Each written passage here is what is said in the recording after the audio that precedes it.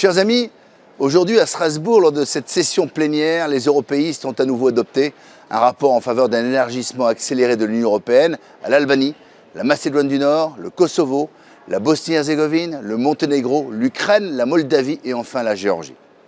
Ces pays sont pour la plupart pauvres, instables, gangrénés par la corruption et la criminalité, parfois par l'islamisme et le terrorisme, ou encore frappés par la guerre ou la sécession.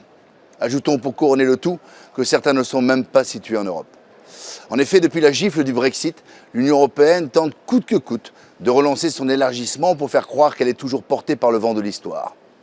Pour accélérer cet élargissement quasi impérialiste, voici ce que nous proposent les généraux européistes. Supprimer le vote à l'unanimité au profit de la majorité qualifiée pour l'ouverture de négociations avec les pays candidats. Bombarder de visas les Kosovars où 250 000 armes à feu illégales circulent librement dans le pays. Imposer des accords d'association et des zones de libre-échange avec ces pays. Enfin, augmenter le budget global des aides de préadhésion d'un montant de plus de 14 milliards d'euros pour la période 2021-2027. Mais ce n'est pas fini.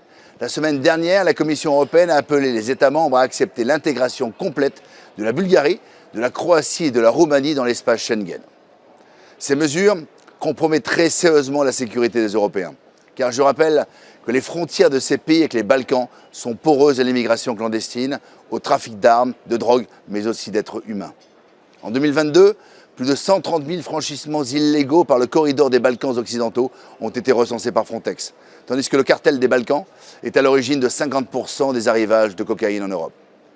Au Rassemblement national, nous sommes vent debout contre l'expansionnisme de Bruxelles qui veut balayer les nations au profit d'un consensus mondialiste permanent et contre sa volonté d'étendre ses frontières et l'espace Schengen jusqu'aux confins du Caucase.